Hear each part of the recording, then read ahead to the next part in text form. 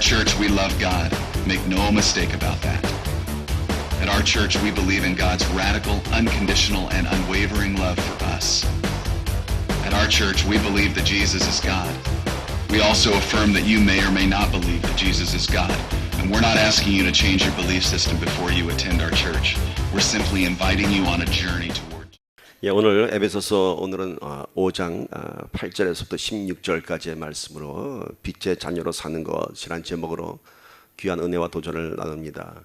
이제 에베소서 강의를 시작한 지 꽤 됐죠. 이제 6장에 이르면 이제 모든 에베소 강의가 끝나는데요. 마지막까지 놓치지 않고 바울이 전하는 교회와 또 교회론 또 성도의 삶에 가는 것을 우리가 꼭 붙잡기를 바랍니다. 이제 5장 들어왔는데요. 지금까지의 그 구성을 보면은 에베소서 1장부터 3장까지는 하나님께서 하신 일, 삼위일체 하나님께서 이 땅에 교회를 세우시고 예수 그리스도가 머리가 되시고 몸이 되신 이 교회를 세운 일에 대해서 말씀하셨습니다. 그리고 이제 4장부터 6장까지는 그 교회를 구성하는 성도에 대한 언급을 하죠. 성도가 무엇인가, 성도의 삶이 무엇인가. 그리고 이제 특별히 4장부터는 5장부터는 이제 성도의 덕목, 삶 속에서 성도가 어떤 삶을 살아야 할 것인가, 그런 거에 대해서 바울이 언급하고 있습니다.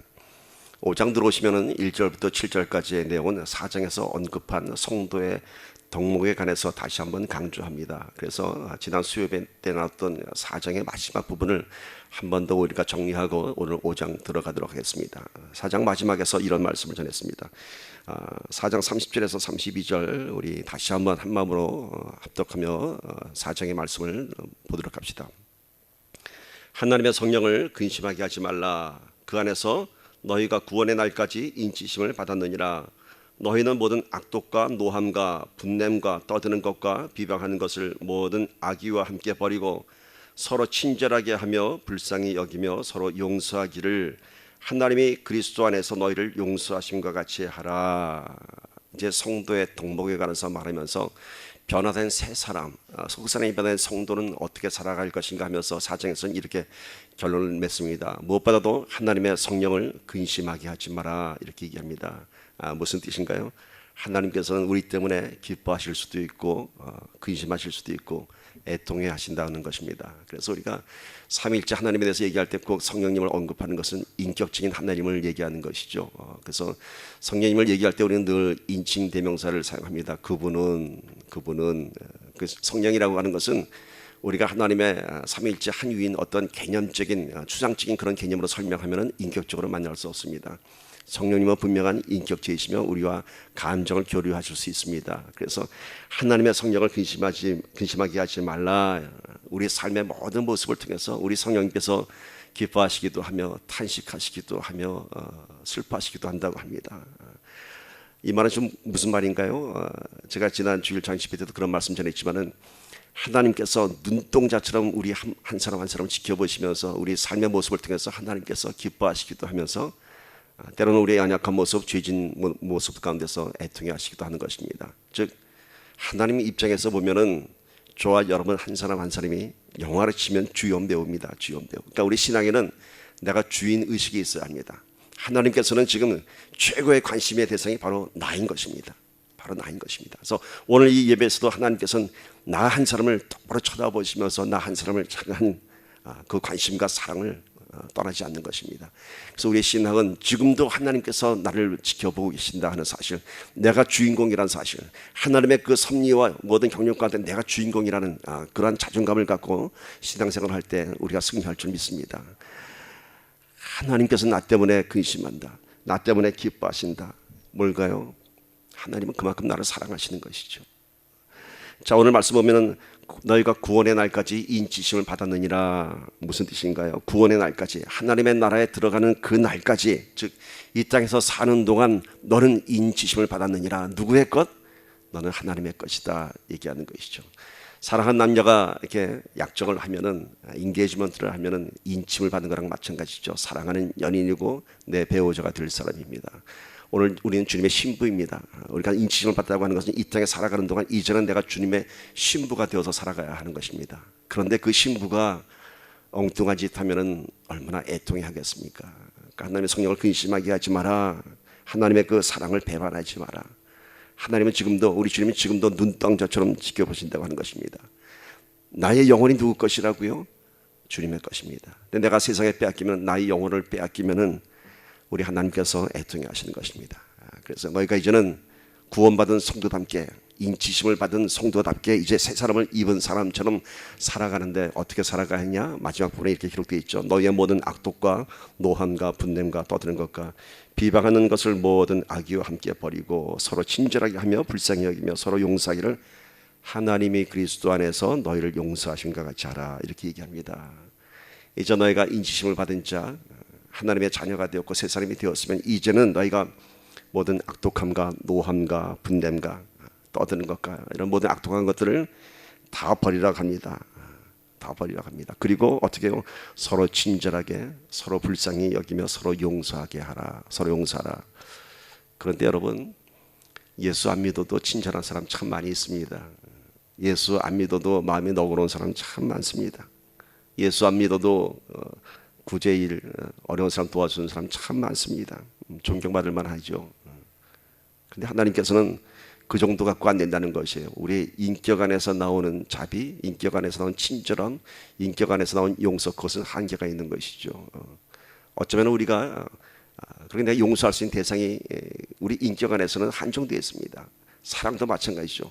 내가 사랑할 수 있는 사람 늘 우리가 선별합니다. 그러나 오늘 말씀은 그렇지 않습니다. 하나님이 그리스도 안에서 너희를 용서한 것 같이, 그러니까 우리의 친절함과 우리의 그런 자비와 불쌍히 여기는 것이 뭔가 긍휼함, 하나님의 자비죠. 용서, 이런 것이 인간의 차원이 아닌, 인격의 차원이 아닌 하나님이 그리스도를 통해서 너희를 사랑한 것 같이라고 얘기하는 것입니다. 이것은 엄청난 것입니다. 엄청난 것입니다. 예수 안 믿어도 우리 친절할 수 있죠. 또는 친절한 척 할 수 있습니다. 또 마음에는 없지만은 불쌍한 척 할 수 있습니다. 같이 동정심을 같이 나눌 수도 있습니다. 그리고 실제로 용서하지 않았으면서도 용서한 척 가장할 수도 있습니다. 그러나 사람들은 너무나 잘합니다. 우리의 그것이 얼마나 위선인 것을 잘 알고 있습니다. 세상에서 출세해서 성공해서 교양이 있는 척, 또 인격이 있는 척해도 사람들은 그 모습에는 별로 감동받지 않습니다. 그 안에 있는 속사람들을 보기 때문인 것이죠.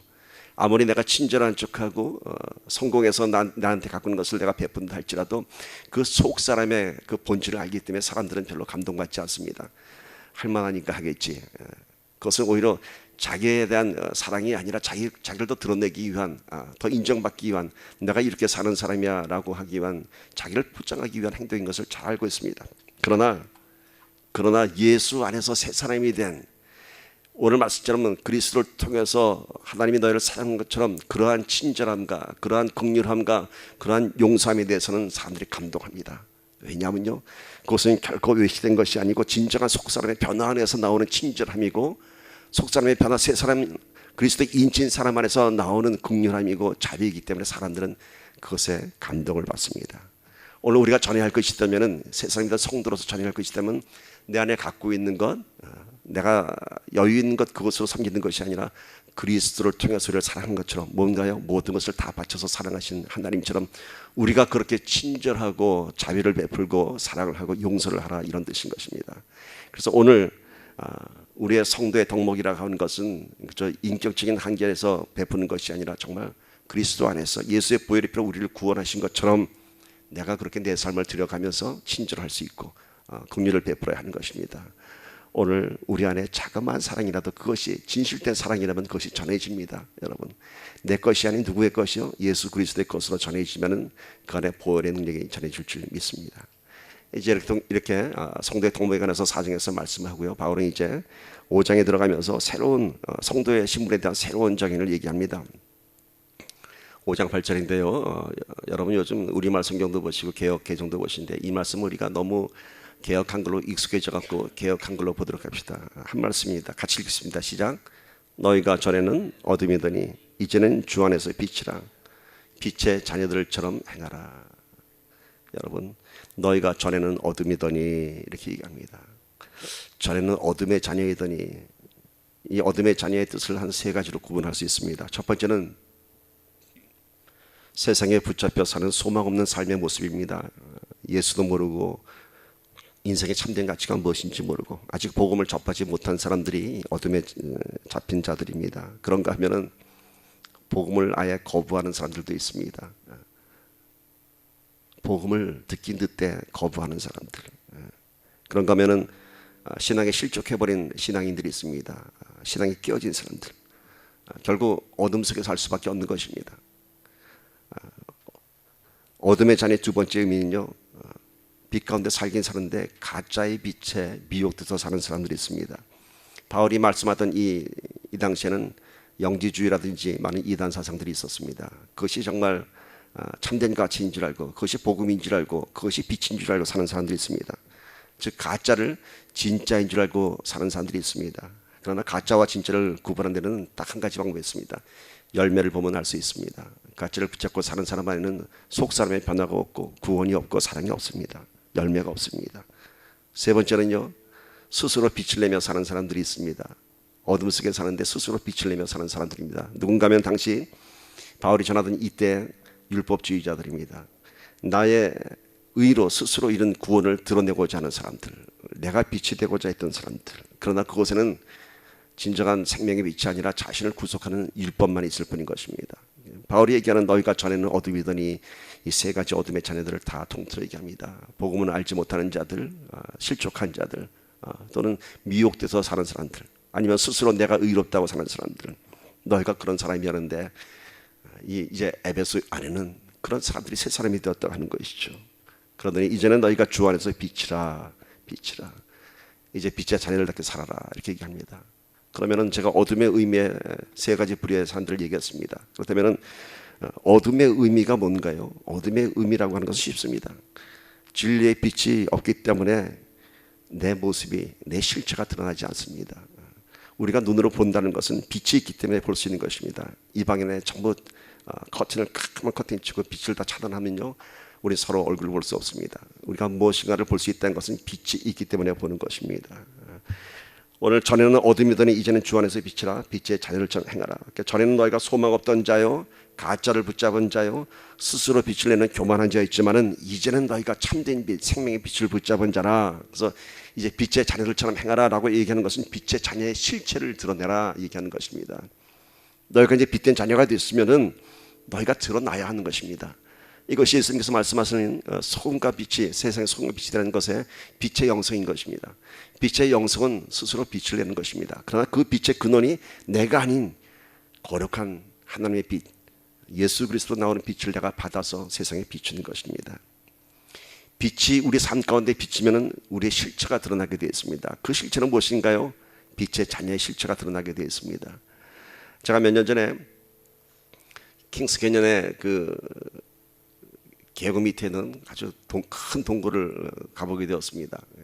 한참을 동굴을 가이드가 우리를 데리고 들어갑니다. 곳곳에는 작은 조명들이 다 설치되어 있었습니다. 한참을 들어가더니 그 가이드가 모든 빛을 다 끕니다. 스위치 하나를 내리니까 모든 동굴의 조명이 다 꺼졌습니다. 그러면서 그런 얘기를 합니다. 여러분, darkness, 어둠이 무엇인지 이제 처음 경험해 볼 것입니다. 얘기합니다. 우리가 밤에도 어둠을 경험하지 못한다고 합니다. 밤에도 어딘가에 불빛이 있죠. 하늘에 별빛이 있고 달빛이 있고. 칠흑같이 어두운 밤, 다크니스라는 것을 저도 그때 처음 경험해 본 것 같습니다. 정말로 그 공간 안에, 그 큰 동굴 안에 공간 안에 빛을 차단하니까요, 아무것도 볼 수 없었습니다. 아무것도 볼 수 없었습니다.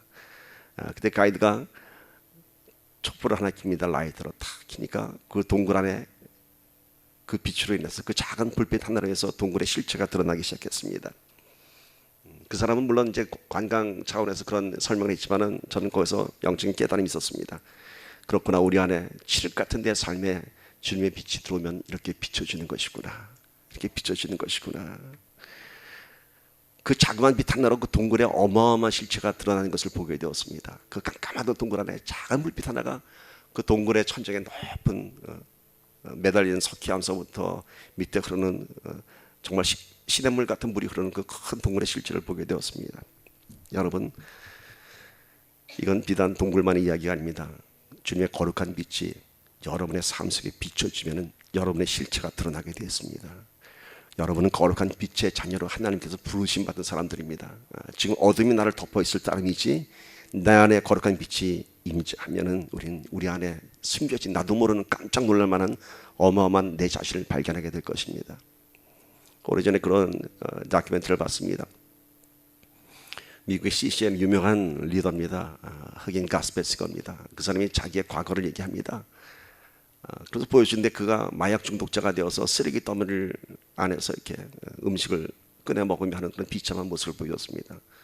그런 사람이 미국 가스펠싱어가 돼서 모든 예배를 다 얼마 영적으로 인도하는 큰 예배자가 된지 모릅니다. 뭔가요? 그가 어둠 가운데 있을 때는 마약 중독자요, 홈리스요, 쓰레기 뒤져먹던 사람이었는데 거룩한 빛이 그에게 임재하니까 그 실체가 드러났습니다. 하나님께서 그를 쓰고자 했던 그 사명이 회복된 것입니다. 놀랍지 않습니까, 여러분? 정말 그지보다도 못한 삶을 살던 사람이 예배자가 되어서 수천의 군중들 앞에서 하나님을 찬양하는 자가 되었습니다. 오늘 우리들의 모습이 어떤가요? 여러분, 초라하다고 생각하십니까? 아니요. 광명의 빛, 생명의 빛, 소망의 빛으로 우리를 비출 때 우리 안에 감춰진 놀라운 사명, 우리 안에 감춰진 놀라운 은사들이 나타날 줄 믿습니다. 그래서 오늘 말씀은 이제 너희가 그러한 빛의 자녀들처럼 행하라. 감춰진 너의 사명을 들춰내라. 빛의 자녀는 뭔가요? 빛의 자녀가 됐다는 것은 이제는 어둠을 우리가 다스릴 수 있는 사람들입니다. 빛의 존재는 어둠을 쫓아내게 합니다. 그러니까 이제는 우리가 세상을 다스리는 자, 세상의 주도권을 가진 자입니다. 왜냐하면 우리 안에 거룩한 빛이 있기 때문인 것입니다. 빛이 있는 곳에는 어둠이 존재할 수 없습니다. 그래서 오늘은 빛의 자녀처럼 행하라 하는 것은 너희가 삶에서 주도권을 잡아라. 거룩한 빛으로 악한 것들을 쫓아내며 사명을 드러내며 살아라, 이런 것입니다. 어둠이라고 하는 것은 어둠이 더 강해서 어두워지는 것이 아니라 빛이 없기 때문에 어두워지는 것입니다. 자그만 빛 하나라도 있으면 그는 빛이 비춰지며 우리의 사명을 밝힐 수 있는 것입니다. 우리가 깜깜한 시골 밤길을 가더라도 조그만 플래시라이트 하나만 있으면 두렵지 않습니다.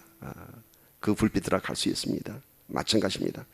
진리의 빛이 우리 안에 비춰지면은 우리 안에 실체가 드러납니다.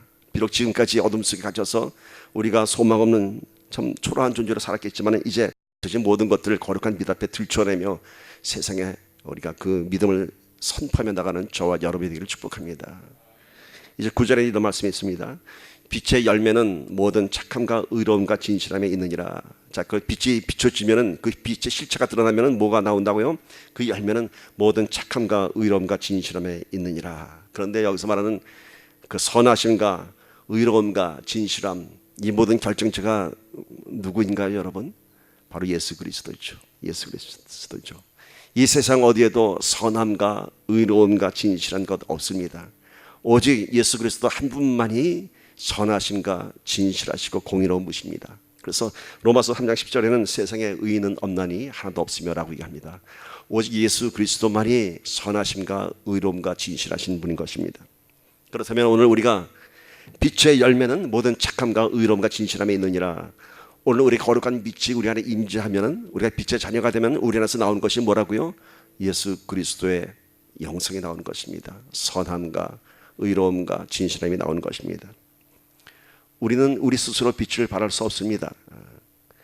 달이 빛나는 것은 태양의 빛을 받아서 반사하는 것입니다. 마찬가지로 우리는 선함과 의로움과 진실함이 우리 안에서 나타날 수 없습니다. 그렇지만 오직 예수 그리스도를 따라가는 그 믿음 안에서 예수 그리스도의 선하심과 의로움과 진실하심이 우리의 삶 속에서 나타나는 것입니다. 그것이 바로 거룩한 빛의 열매인 것입니다. 우리가 오늘 거룩한 빛의 자녀로 사는 것은 오직 예수 그리스도의 은혜인 것입니다. 세상에는 물론 사람들이 좋아하는 빛이 많이 있죠. 나를 포착하며 나를 빛나게 하는 그런 세상의 빛들이 많이 있죠. 뭐가 있나요?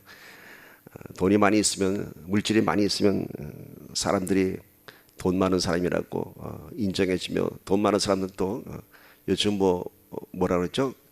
갑질의 횡포 이런 단어를 쓰는데 많은 사람들에서 군림하게 됩니다. 돈이 있으면.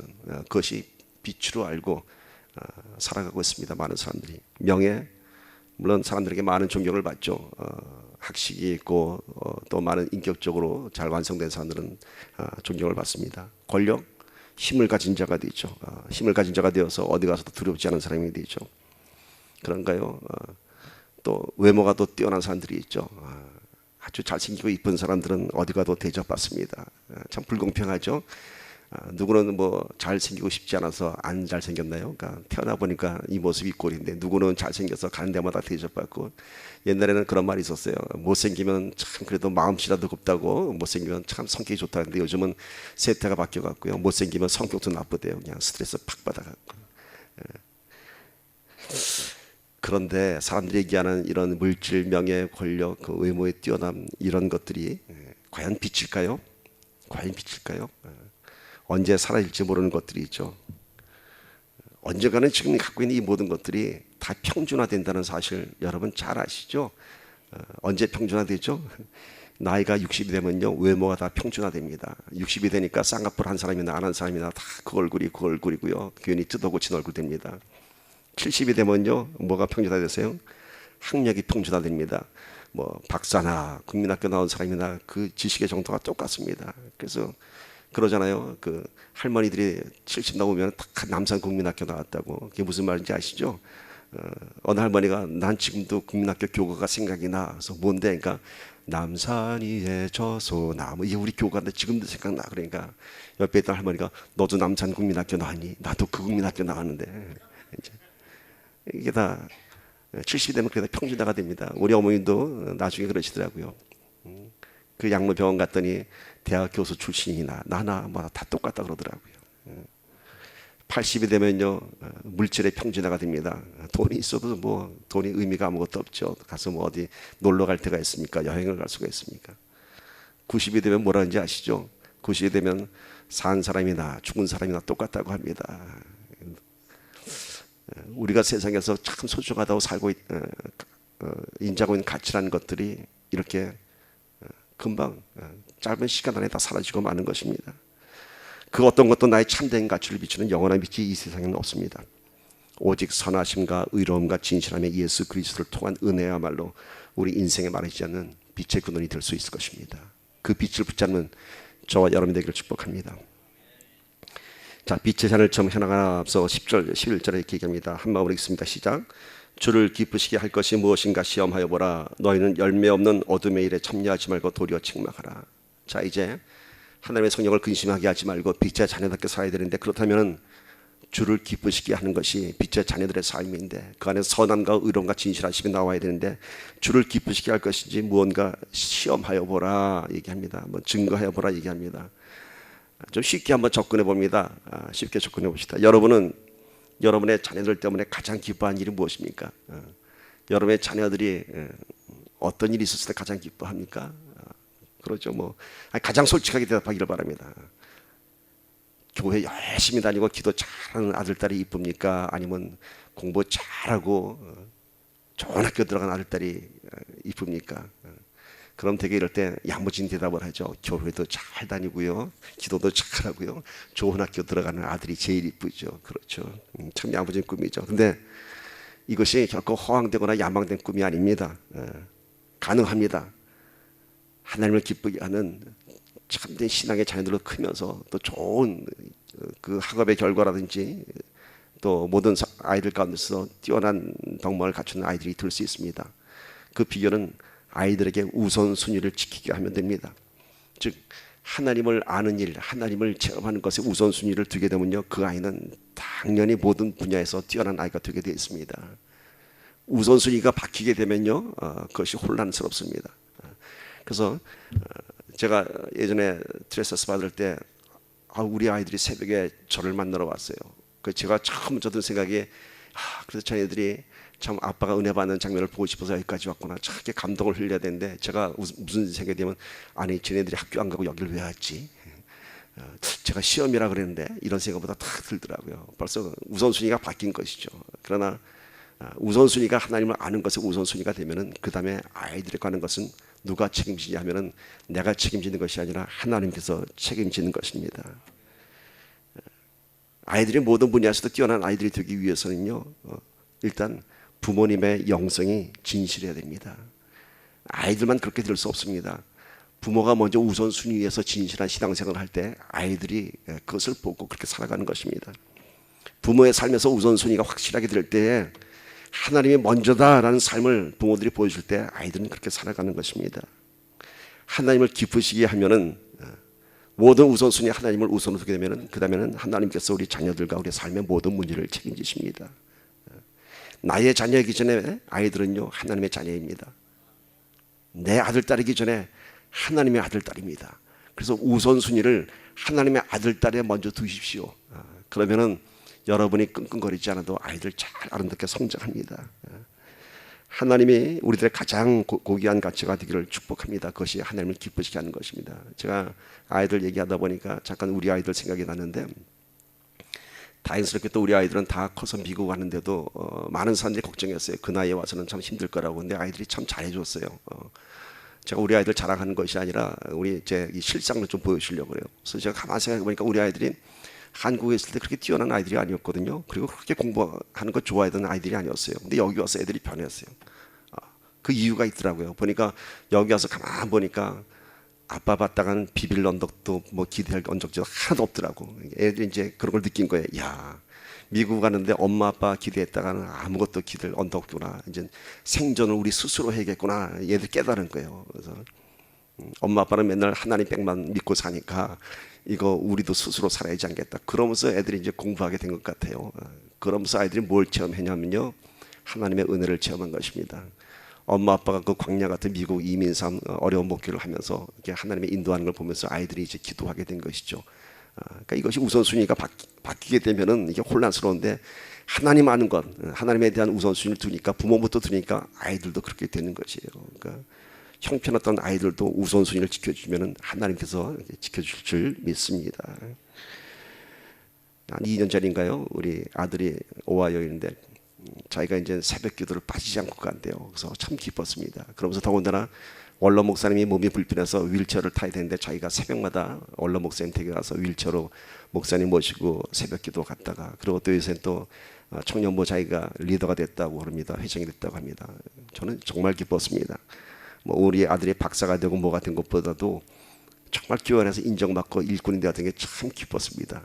왜냐하면은 빛을 잡았기 때문인 것입니다. 꺼지지 않는 빛의 자녀가 되었기 때문인 것입니다. 여러분들도 여러분 자녀들이 일로 무엇을 잘 기뻐할 것인가? 우리 성경이처럼 하나님을 열심히 믿는 딸이 됐을 때 부모가 얼마나 기뻐할까요? 그죠? 우리 은성영 은혜교 집사님이 그 기쁨이 넘쳐나기를 간절히 소망합니다. 걱정하는 부모가 아니라 하나님으로 인하여 기뻐하는 우리가 되기를 소망합니다. 자, 에베소 5장 10절 11절 봅시다. 지금 주를 기쁘시게 할 것이 무엇인가 시험하여 보라 얘기합니다. 너희는 열매 없는 어둠의 일에 참여하지 말고 도리어 책망하라. 하나님을 기쁘시게 하는 일에는 분명한 열매가 있습니다. 시험하여 보라. 하나님께 우선순위를 둬봐라. 그 결과를 너희가 보게 될 것이다 얘기하는 것입니다. 그런데 이 결과에 대한 의미는요, 결코 눈으로 보여지는 결과에 대한 판단이 아닙니다. 뭐 지금 제가 쉽게 설명하기 위해서 아이들이 뭐 좋은 학교 들어가고 공부 잘하는 거겠지만 결코 눈으로 보여지는 세상에 인정하는 그런 가치, 거기에서 더 높은 가치를 얘기합니다. 즉 우리가 빛의 열매, 주를 기쁘시게 할 것이 무엇인지 시험하여 보라. 그것에 대한 열매는요, 우리 안에 영성에서 결정이 되는 것입니다. 비록 우리의 삶의 문제는 해결되지 않고 여전히 기도의 응답은 없지만은 내가 주를 기쁘시게 하는 예배자가 되면은 내 삶의 영적인 풍성함이 채워집니다. 그것이 바로 열매인 것입니다. 우리가 그것을 보고 기뻐할 것입니다. 내 삶의 어떤 축복 때문에 기뻐하는 것이 아니라, 그럼에도 불구하고 하나님께 우선순위를 두며 내가 그 빛을 붙잡았을 때 그 빛의 열매가 내 삶 속에서 풍성한 영적인 풍성함이 있을 때 우리는 기뻐할 수 있고 하나님을 기뻐하게 하는 것입니다. 교회도 마찬가지입니다. 여러분, 예배를 통해서 우리 안에 영적인 풍성함이 있으면 그것이 바로 부흥이고 그것이 참된 열매인 것입니다. 숫자가 많은 것은 그 다음 차원입니다. 그러나 어둠의 일에는 열매가 없습니다. 그래서 어둠의 일에 참여하지 말고 오히려 책망하라 얘기합니다.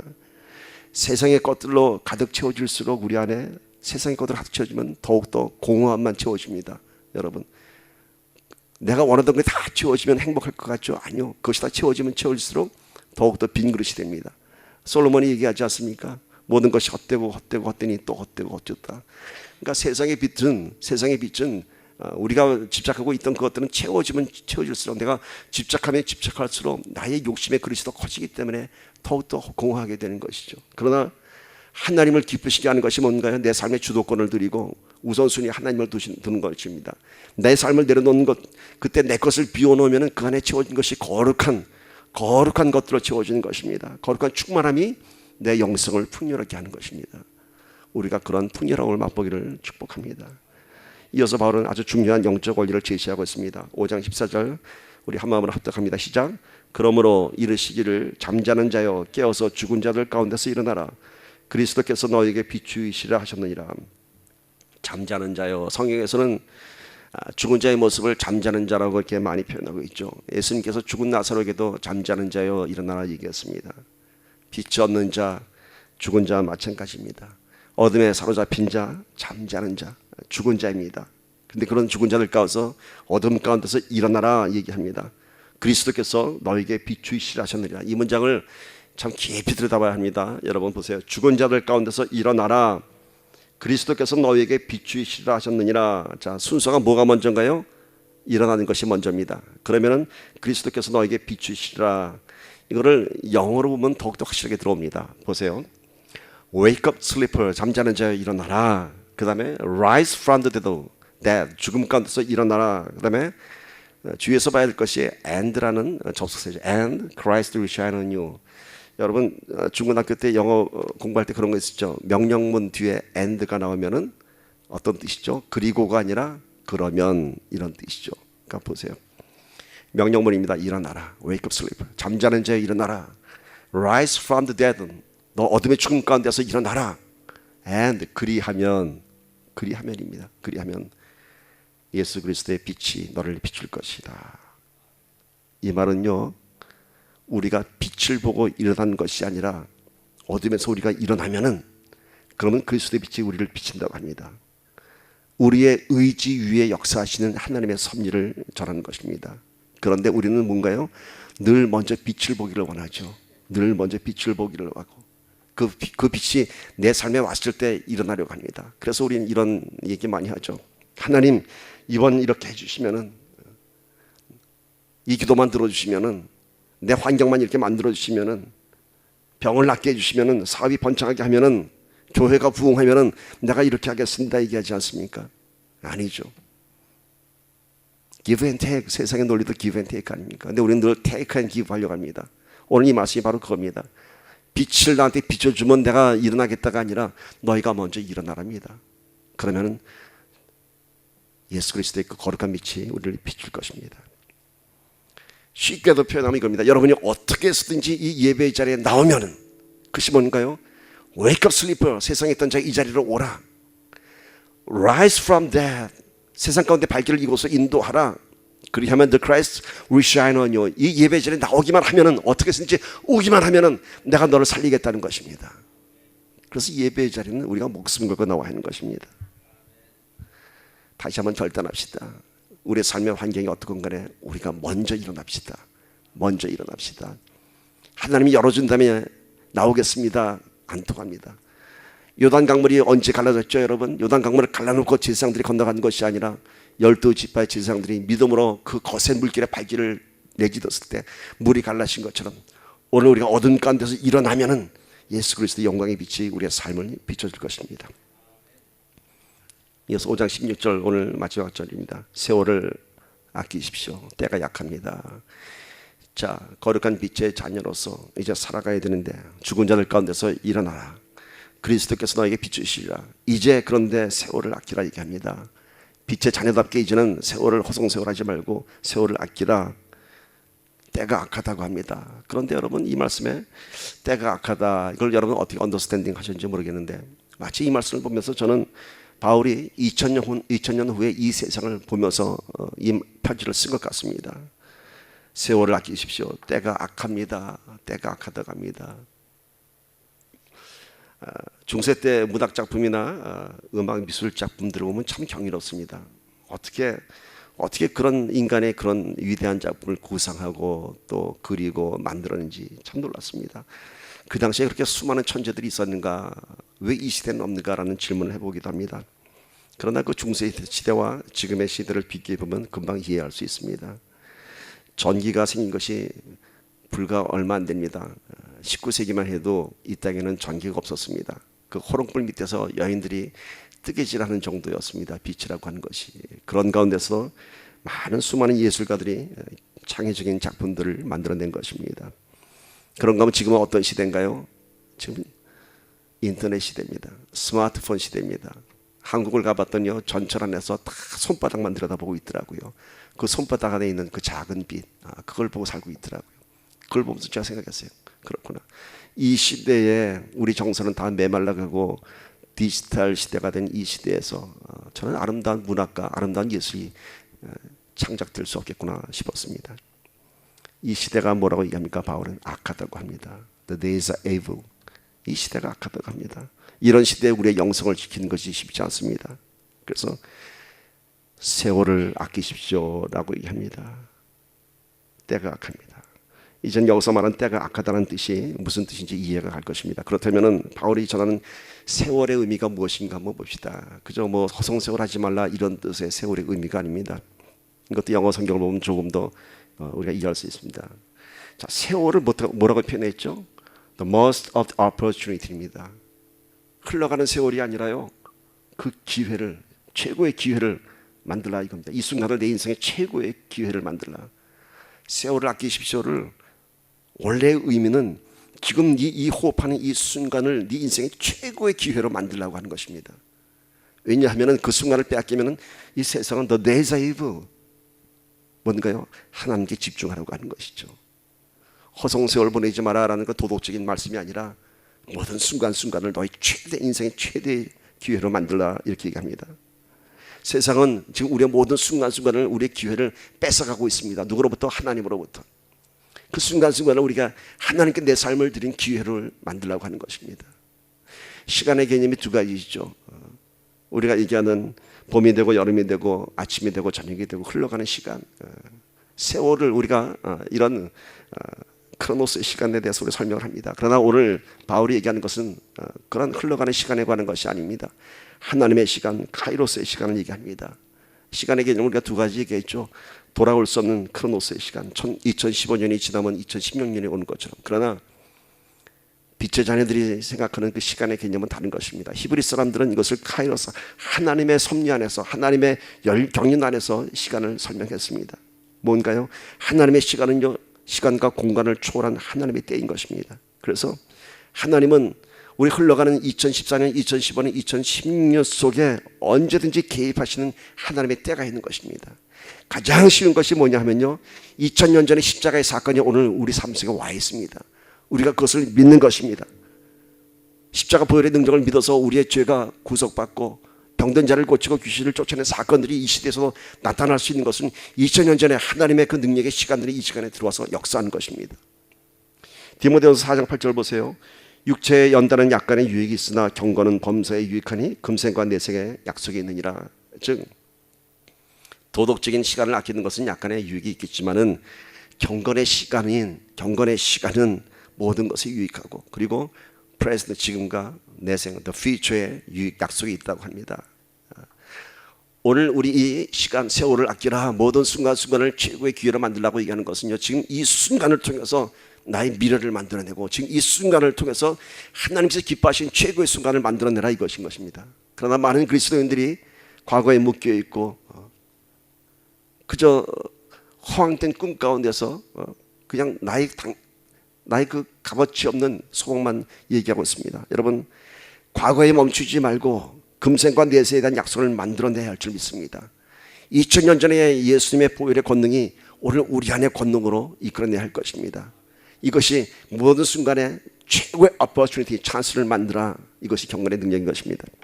그렇다면 하나님의 카이로스의 시간 속에서는 과거의 사건을 오늘 지금 현재로 이끌어들여서 하나님의 권능을 나타내게 한다면, 거꾸로 오늘 지금 이 순간을 the most opportunity로 만드는 것이 뭔가요? 오늘 이 순간을 내일로 만들어내는 것입니다.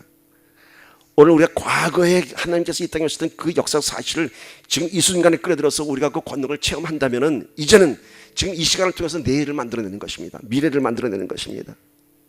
여러분, 우리가 2000년 십자가의 사건을 믿는다면 오늘 우리의 기도가, 오늘 우리의 예배가 내일을 약속하고 10년 후에 하나님의 약속이 있다면 오늘 우리가 왜 기도 안 하고 왜 진정한 예배자가 되지 않겠습니까? 오늘 그것이 참된 의미인 것입니다. 우리는 내일의 행복한 삶을 위해서 뭐 돈도 모으기도 하고 뭐 오래 살기 위해서 뭐 이상한 건강 보조약품도 많이 먹습니다. 그런데 정작 우리의 퓨처를 위한 정말 빛 가운데 거하는 자녀로서 왜 그런 것을 못하는지 모르겠습니다. 오늘 경건, 하나님을 아는 것, 하나님께 내 삶의 주도권을 드리는 것이 내 인생의 최고의 기회를 만드는 축복의 말씀인 줄 믿습니다. 그래서 바울이 얘기합니다. 세월을 아끼라고 합니다. 지금 이 예배의 순간을 아끼라고 합니다. 지금도 잠시라도 내 마음이 세상에 빼앗겨 있지 않게 하고 지금 이 순간도 하나님께 집중하라고 얘기하는 것입니다. 미래는 우리의 믿음 안에서 볼 수 있고 만들어낼 수 있습니다. 말씀 안에 믿음이 들어오면 우리의 미래를 창조적으로 바꿀 수 있습니다. 우리가 빛을 비출 수 있습니다. 그렇게 되기를 축복합니다. 모든 순간순간을 하나님이 역사하시는 은혜의 시간으로 만들어내십시오. 세상에 빼앗기는 시간이 되지 않고 미래를 만들어내는 축복의 시간으로 만들어내는 저와 여러분이 되기를 소망합니다. 말씀 마칩니다. 우리 한번 눈을 감으시고 오늘 말씀을 한번 정리해 봅시다. 제가 말씀을 하나하나 여러분께 읽어드리면서 우리가 정말 이런 빛의 자녀처럼 살기를 소망합니다. 너희가 전에는 어둠이더니 이제는 주 안에서 빛이라. 빛의 자녀들처럼 행하라. 우리의 모습이 어땠나요? 소망 없던 우리들, 복음을 붙잡지 못했던 우리들, 또는 실족했던 우리들이 아니었는지 모르겠습니다. 너희가 전에는 어둠이더니, 내가 신앙생활을 하면서도 미혹된 것에 내 영성이 망가져지고 내가 스스로 빛을 내려 하며 내 의를 드러내려 했던 자들이 아닌지 모르겠습니다. 그것이 바로 어둠에 묶였던 우리들의 모습입니다. 그러나 이제는 주 안에서 빛이라. 예수 그리스도의 빛이 우리를 비칠 때 우리의 실체가 드러날 것입니다. 세상에 빼앗겼던 우리의 죄인된 모습이 이제는 거룩한 빛 안에서 하나님의 사명자가 되기를 축복합니다. At our church, we do not and we will not display a holier-than-thou attitude toward anyone. We are all broken people, but He is putting us back together. And finally, and most importantly, at our church, we believe that Jesus really lived, that He really died on the cross, and that He really rose again on the third day.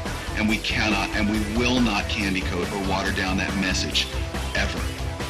Today, you've chosen to sit yourself in the middle of a very safe place to hear a potentially dangerous message.